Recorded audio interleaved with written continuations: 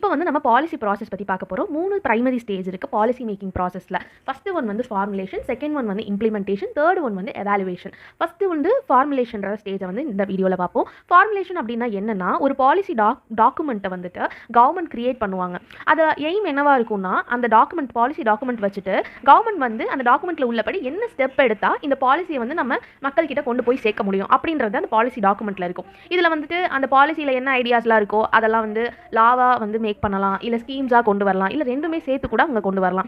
Government வந்து என்ன பண்ணுவாங்கன்னா, கவர்மெண்ட் அப்பாயிண்டட் கமிட்டிஸ் கிட்ட, என்ஜிஓஸ் கிட்ட, பிரைவேட் ஆர்கனைசேஷனாக கூட இருக்கலாம், இல்லைனா இன்டர்நேஷனல் ஆர்கனைசேஷனாக கூட இருக்கலாம். அவங்க கிட்ட இந்த டாக்குமெண்ட்டை உருவாக்கும் போது அவங்கள்ட்ட கன்சல்ட் பண்ணுவாங்க, நம்ம இந்த பாயிண்ட்டை சேர்க்கலாமா, எது வந்து மக்களுக்கு உபயோகமாக இருக்கும் அப்படின்னு சொல்லிட்டு அவங்க வந்து கேட்பாங்க. அடுத்து வந்து பாலிசி டாக்குமெண்ட் வந்து லீகலாக நம்ம போயிட்டு என்ஃபோர்ஸபிள் பண்ண முடியாது. கோர்ட்டில் போயிட்டு இந்த மாதிரி இந்த பாலிசி அவங்க கிரியேட் பண்ணியிருக்காங்க, எனக்கு இது கொடுங்கன்னு சொல்லிட்டு நம்ம கேட்க முடியாது. அதே மாதிரி கவர்மெண்ட் வந்துட்டு இந்த பாலிசியை வந்து இம்ப்ளிமெண்ட் பண்ணி தான் ஆகணும். கோர்ட்டும் வந்துட்டு நம்மளை வந்து ஃபோர்ஸ் பண்ண முடியாது.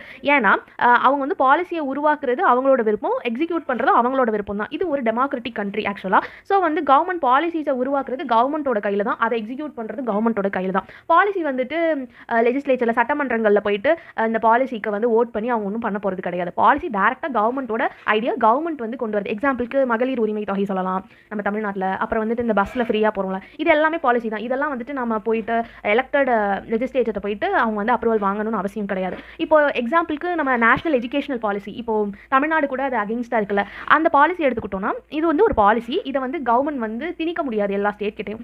அஃப்கோர்ஸ் அவங்க வேறு விதமாக திணிச்சுக்கிட்டு இருந்தாலும் லா படி பார்த்தோம்னா நம்ம அவங்களால திணிக்க முடியாது. அதை வந்து ஸ்டேட் அக்செப்ட் பண்ணுறதும் அக்செப்ட் பண்ணாமல் இருக்கிறது ஸ்டேட்டோட இதுதான். ஓகேவா? இதுதான் ஃபார்முலேஷனோட மீனிங். அடுத்து வந்து இம்ப்ளிமெண்டேஷன் பார்க்கலாம். தேங்க்யூ.